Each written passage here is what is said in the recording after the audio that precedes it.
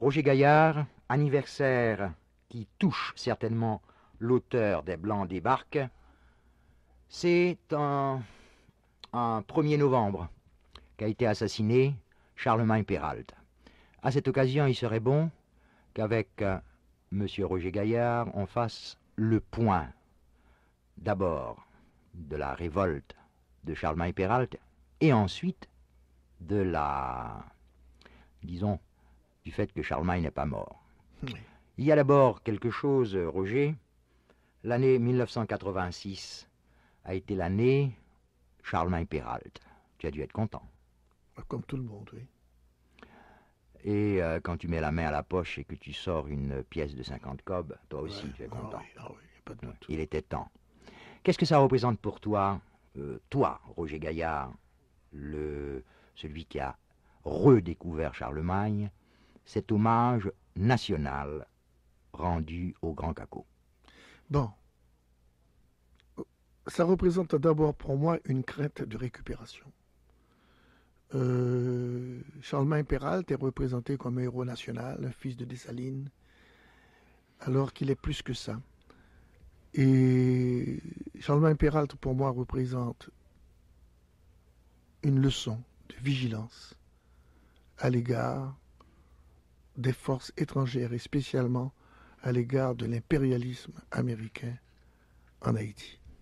Évidemment, au temps de Charlemagne Péralte, c'était l'occupation américaine.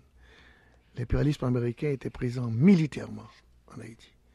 Mais déjà, cet impérialisme cherchait à s'installer dans des plantations, à s'emparer de terres, et surtout, ce qu'il ne faut pas oublier, c'est que la National City Bank voulait évacuer du pays la Banque de l'Union parisienne et les intérêts allemands.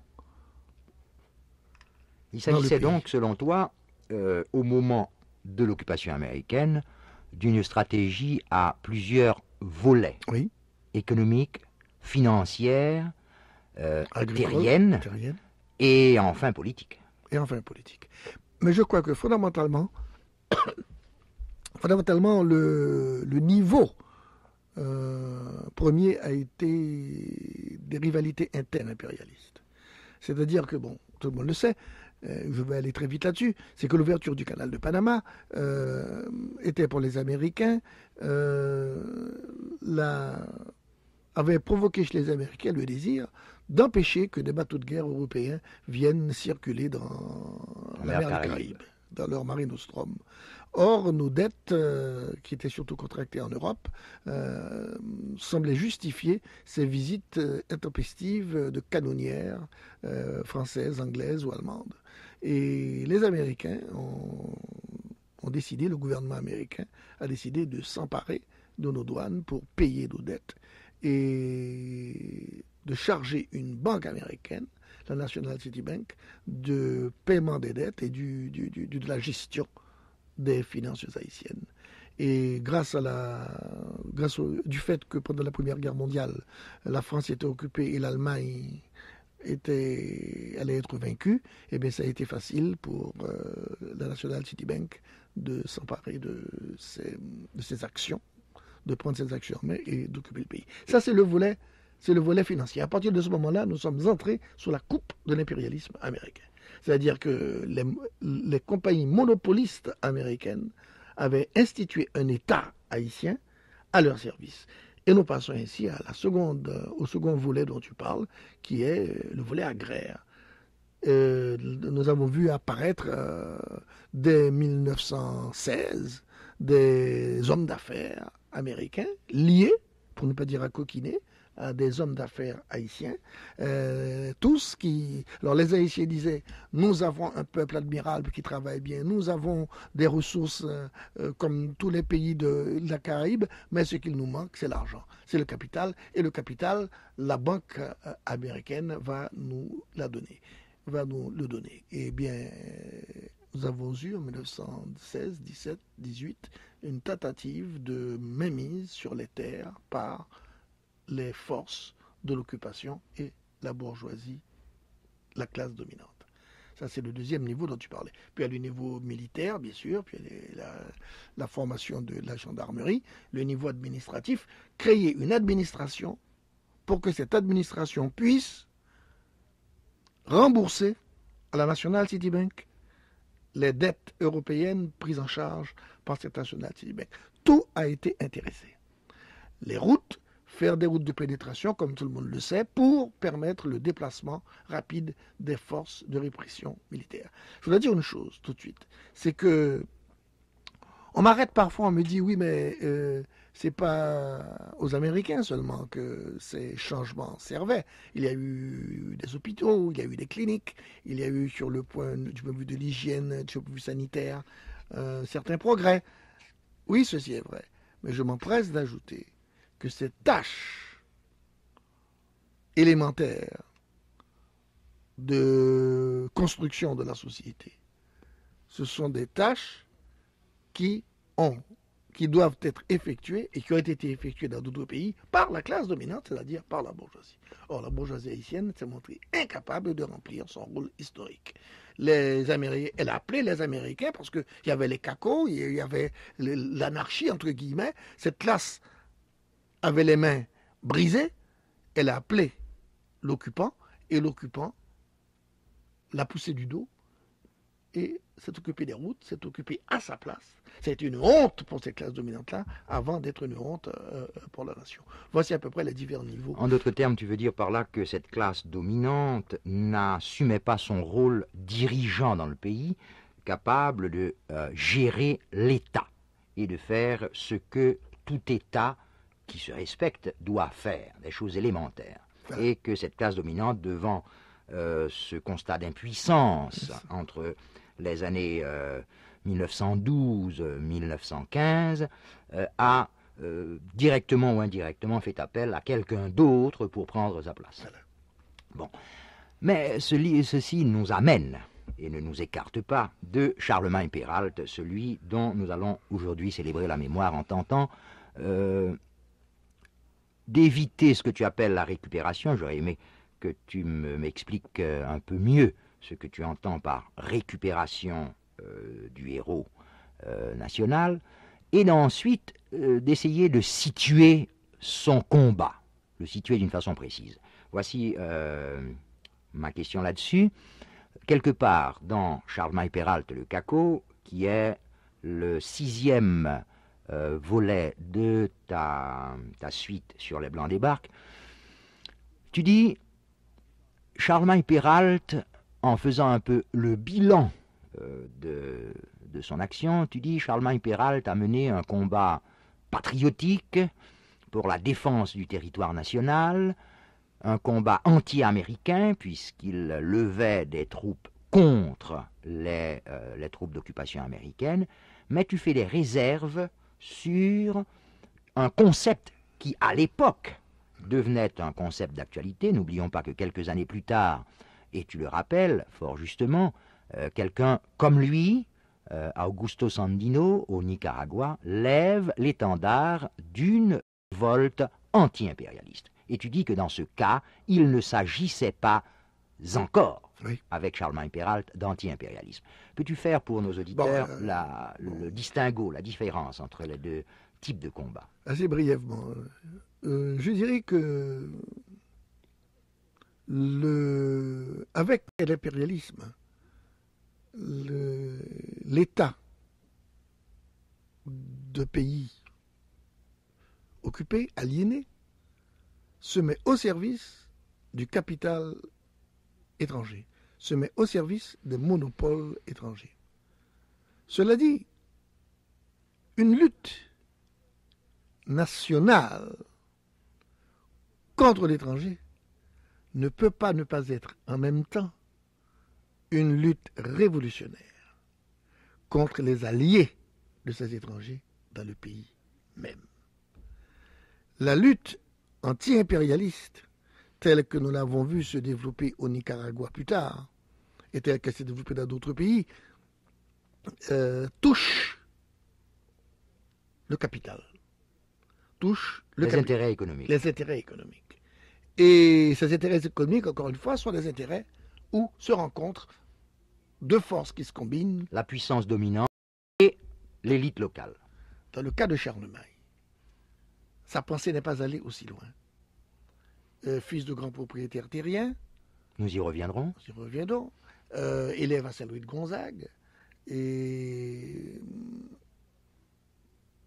ancien pagnol, d'origine pagnole, homme qui ne connaissait pas les problèmes de noirs et de mulâtres. Donc vraiment un Haïtien qui aime son pays, nationaliste, et fils de Dessalines. Mais il ne voyait pas du tout, il n'avait pas du tout en perspective une remise en question de la structure sociale, de la structure de la propriété en Haïti. Et même, à un certain moment, il a pensé qu'avec l'aide des États-Unis, l'aide des financiers américains, on pourrait rénover Moderniser. moderniser le pays haïtien. Mais il ne voyait pas qu'il fallait moderniser le pays haïtien avec de nouveau cette classe dominante qui n'est pas une classe nationale. Je rappelle un passage de l'étude de Roger Gaillard sur Charlemagne Péralte le Caco, passage relatif à une fameuse lettre, fameuse entre guillemets, que tu qualifies par moments d'apocryphe. Oui.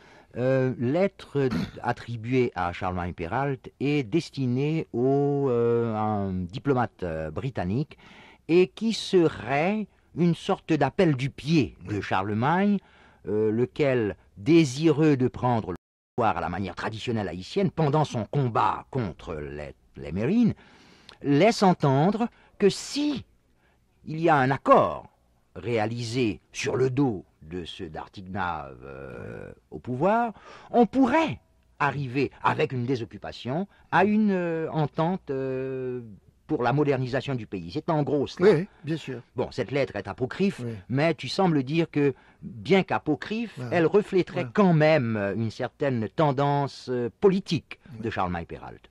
Elle reflèterait sa tendance politique, mais surtout, mais encore plus, elle allait dans un courant dominant des patriotes haïtiens. Et Charlemagne, Courant qu'on retrouve avec l'Union patriotique quelques années Voilà. plus tard. Et c'est cette récupération dont on parlait tout à l'heure qui commence à cette époque-là, faire de Charlemagne Péralte, qui est objectivement anti-impérialiste, mais faire de lui un nationaliste bourgeois, purement et simplement. Et un patriote, mais nationaliste bourgeois, qui est pour le maintien de l'état d'oppression de la paysannerie, de l'état d'oppression et de la soumission, De la structure agraire dans de la laquelle il structure vit. agraire dans laquelle il vit. Alors, ta question est de savoir si Charlemagne, est de savoir si Charlemagne pouvait aller plus loin. Oui, je ne pense pas qu'il pouvait aller plus loin. Malgré tout, il ne pouvait pas aller plus loin. Il ne pouvait pas aller plus loin pour beaucoup de raisons. Tout d'abord, l'époque. Nous sommes en 1918-19. La révolution russe date de 1917. Cette révolution russe qui a secoué la structure du monde capitaliste ne deviendra un modèle, un exemple, un phare entre les deux guerres que beaucoup plus tard. Ce n'est pas dans le cas de Sandy. Et deuxièmement, le mouvement après la Deuxième Guerre mondiale, il y a eu l'éclatement des pays européens comme l'Allemagne. Après la première, pardon. Et la montée des syndicats, la montée des ouvriers, la montée du peuple qui réclame, et des paysans qui réclament une vie meilleure, qui réclament une nouvelle société. Et Charlemagne en Haïti, nous en Haïti en 1819, nous ignorions tout cela. Et nous n'avions surtout pas le soutien des progressistes. Charlemagne n'a jamais bénéficié du soutien des progressistes occidentaux, des alliés naturels des cultivateurs haïtiens qui croient qu'ils sont blancs sans doute, mais c'est les alliés naturels, c'est-à-dire les libéraux américains ou les progressistes haïtiens. C'est pas la même chose avec Sandino. Qui a été déclaré par des progressistes européens, le général des hommes libres. Le général des hommes libres. Et il y a eu des congrès, il a été soutenu. Alors, Charlemagne ne pouvait pas aller plus loin, d'une part parce qu'il n'était pas préparé pour aller plus loin, d'autre part parce que le milieu haïtien n'était pas suffisamment éclairé ouvert pour l'aider à aller plus loin. Et ensuite parce que à l'époque de laquelle il vivait, les guides, les modèles, les leçons, les directions, les pistes que nous pourrions avoir de l'étranger, eh bien, ces pistes n'ont pas été offertes parce qu'à l'étranger, les forces progressistes, les forces démocratiques, les forces combattant pour les droits humains élémentaires étaient occupées à autre chose, d'une part la guerre mondiale et d'autre part la ligue qui a été faite par les puissances capitalistes occidentales pour écraser la jeune Union soviétique. Voilà donc les limites du mouvement de Charlemagne Péralte. Et Roger, il est important, je crois, de souligner une autre chose. C'est que Charlemagne, tu l'as dit aussi dans ton livre, était un admirateur de Rosalvo Bobo, lequel posait les problèmes différemment quand même, à l'époque où il sentait venir le besoin qu'éprouvaient les Américains de contrôler nos douanes, où il voyait l'exemple à côté, en République dominicaine, de ces douanes sous férule américaine. Et lui, il avait quand même une autre vision. Alors, de l'un à l'autre, il y a une espèce de rupture peut-être, malgré l'affiliation, malgré le fait qu'on a toujours dit que Charlemagne voulait installer Rosalvo Bobo au pouvoir. Je crois qu'il faut remonter à Antoine Simon. C'est avec Antoine Simon qu'il y a eu la compagnie McDonald's. Farnham a commencé à s'implanter dans le pays. Et... Disons pour les auditeurs qui ne le sauraient pas que Farnham a été l'agent d'exécution de la politique de la National City Bank. C'était le vice-directeur de la National City Bank. Il a beaucoup fréquenté Haïti et il voulait que le capital américain puisse fructifier en Haïti. Et c'est sous Antoine Simon que le plus grand nombre de contrats avec des compagnies étrangères, comme un chemin de fer par exemple, avec les Tipinauer, je crois. Et la Fig Banane aussi. La Fig Banane ont été signés. Et Bobo, au départ, a dit non. Il s'est opposé à cette intrusion du capital financier étranger dans le pays. Le capital financier qui est exactement la forme du capital que l'impérialisme prend au stade où il apparaît au début de ce siècle. Et Charlemagne arrive sur la scène politique comme lieutenant de Bobo. Bobo, pendant la campagne présidentielle, qui sera élu d'Artinave ou Bobo, Charlemagne prend position, sans dire le nom de Bobo. En tant que commandant d'arrondissement de Hogan, il écrit aux députés sénateurs, il fait un portrait de l'homme qu'il faut choisir, et ce portrait, c'est Bobo. Et dans cette lettre dont tu parlais tout à l'heure, il a dit, le jour où vous serez d'accord pour que vous, Américains, et moi, nous nous asseyons autour de la table pour négocier, je vous dirai qui on pourra appeler pour diriger ce pays. Et il pensait encore à Bobo. Alors, je crois que Charlemagne connaissait ses limites à lui, connaissait son manque de vision globale de la politique haïtienne, de la politique mondiale, mais livré à lui-même dans ses bois. Et puis, perdant espoir parfois, ou l'espoir ne le galvanisant pas à certains moments. Sans lien avec ces progressistes de la ville qui prendront la relève quelques années plus tard. Voilà, et bien Charlemagne a été amené à croire que ce capital financier pouvait être accepté par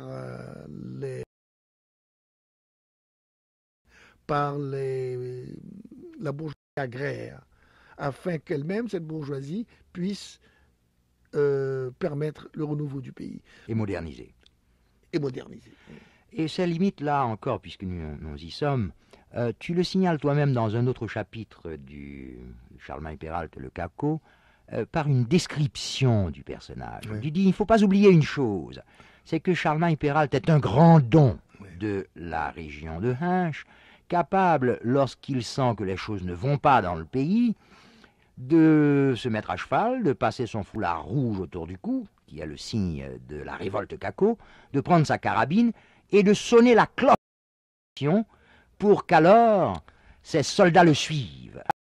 Voilà là un geste qui est bien typique du grand don, qu'il sait très bien qu'il n'a pas à solliciter ses serfs, ses serviteurs sur l'habitation. Ils sonnent la cloche et eux, ils savent qu'ils doivent prendre leur fusil et suivre le général. Oui. Alors, évidemment, il faut faire une distinction peut-être entre la région du plateau central et la région du nord, du côté de Ouadamette.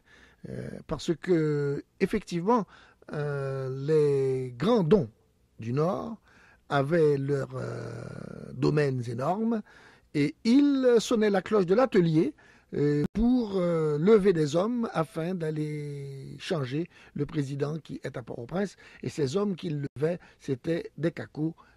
Dans le plateau central, c'est un peu différent parce que c'est une région d'élevage où le problème de la terre ne se pose pas. Et ces cacos du côté de Ouanamet suivaient leurs grands propriétaires, suivaient leurs maîtres de terre. Ils ne disposaient pas d'assez de terre pour eux-mêmes, tandis que dans le plateau central, pas du tout. Alors, Charlemagne, en fait, la famille de Charlemagne, pas seulement Charlemagne, non seulement Charlemagne était un grand monsieur, mais Charlemagne appartenait à une famille de grands messieurs. Et c'était en Haïti, et spécialement en province, appartenir à une tribu, à un clan. Alors, il y avait Massena Peralta, il y avait Saül Peralta, il y avait Juan Peralta, le premier du nom, qui venait de la République, qui venait de la partie espagnole. Et ils avaient tous été, ils avaient été la plupart sénateurs, députés, généraux, commandants d'arrondissement, officiers d'état civil, magistrats communal. Et Charlemagne est donc quelqu'un qui appartient objectivement à la classe dominante rurale du pays haïtien. Mais on peut appartenir à une classe dominante rurale et être un patriote et être un homme national ou un nationaliste, comme on dit. Par exemple, pendant la Deuxième Guerre mondiale, en France, la bourgeoisie française, en partie, avait rejoint le mouvement de la résistance. Alors, Charlemagne, cela nous fait voir encore les limitations de Charlemagne. Voilà un homme qui est un patriote sincère, voilà un homme qui est soudé à son peuple, mais c'est un individu qui ne peut pas imaginer une réforme agraire, par exemple, qui ne peut pas imaginer une redistribution de terres. Pour lui, la modernisation ne peut se faire qu'avec l'aide du capital, qu'avec l'aide de la grande finance. Cette grande finance, c'est la grande finance. Et cette grande finance, c'est la grande finance venant des États-Unis, venant de l'étranger. Mais venu aider le gros foncier, héritier d'une tradition d'hommes d'élite, oui, d'hommes bien préparés, oui, et capables d'assurer cette modernisation avec l'argent américain. Oui. C'est que c'est un rêve que beaucoup d'entre nous, que nous avons beaucoup d'entre nous. Quel est ce rêve? Ce rêve, c'est, bon, les États-Unis sont une grande puissance, on ne peut pas se permettre de lutter contre. On peut pourtant s'entendre avec leur argent, s'entendre avec leurs experts. On peut pourtant faire la part du feu et leur donner, collaborer avec eux, leur demander leur collaboration pour que le pays puisse se développer, que nous puissions développer le pays avec eux. Eh bien, Charlemagne, à un moment, ce n'est pas le cas de Bobo, je crois, Charlemagne, à un moment, a cru qu'une telle conciliation d'intérêts était possible. Je crois personnellement que cette conciliation d'intérêts est possible, mais elle rencontre très vite des limites nationales, limites populaires, limites paysannes, et c'est ce qu'on veut dire. Limites sociales. Limites sociales qu'on a vu à Jarabel. Ce qui nous amène à la dernière question qui nous intéresse, Roger Gaillard et moi, en ce jour de célébration de l'assassinat, il faut bien le dire, oui, de Charlemagne Peralta. Ce qui nous amène à la question actuelle. Charlemagne Peralta, toujours vivant, l'année 86 l'a prouvé, et pas seulement la célébration officielle des voyages à Hinche, mais le sentiment dans la jeunesse haïtienne, le sentiment dans la paysannerie haïtienne que le grand caco est au cœur de tout Haïtien. Ce qui nous amène à la question actualité de la lutte de Charlemagne Peralta, actualité de son combat, Roger Gaillard. Oui. Charlemagne Peralta aujourd'hui demeure pour la plupart est devenu et demeure pour la plupart des gens celui qui a dit non à l'étranger, qui a dit non à l'oppression étrangère. Et je crois qu'aujourd'hui, chez nous, l'étranger qui domine, l'étranger qui menace d'opprimer, qui opprime les gens à certains endroits, cet étranger, c'est l'impérialisme américain. Et Charlemagne, on me demande parfois comment expliquer qu'il y ait cet anti-américanisme tellement violent dans le pays, aussi bien parmi les petites gens que déjà parmi des gens de notre société. Je disais, la semaine dernière, j'ai rencontré une dame qui m'a dit, eh bien, Américains sont une race qui est mauvaise. J'ai dû relever la dame et lui dire, mais c'est pas une race qui est mauvaise, la première race qui est mauvaise. Vous voulez dire politicien américain, c'est une race qui est mauvaise, mais pas américain. Il y a donc une espèce de à l'égard de la culture américaine, de la famille américaine, de la communauté américaine. Certes, nous le savons, l'Amérique est un pays, c'est une république, mais la culture est là-bas une culture raciste.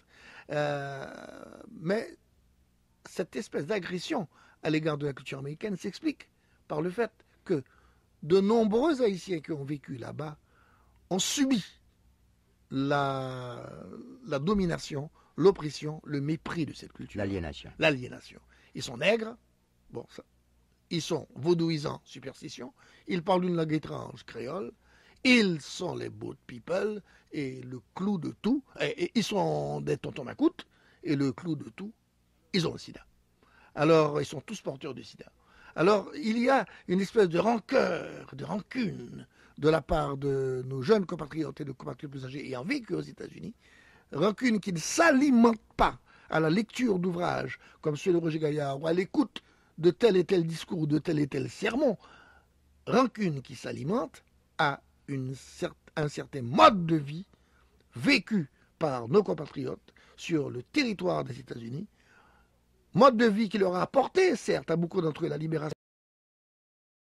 au niveau de l'éducation, mais un mode de vie auquel ils ne peuvent pas s'adapter. Qui les a frustrés aussi.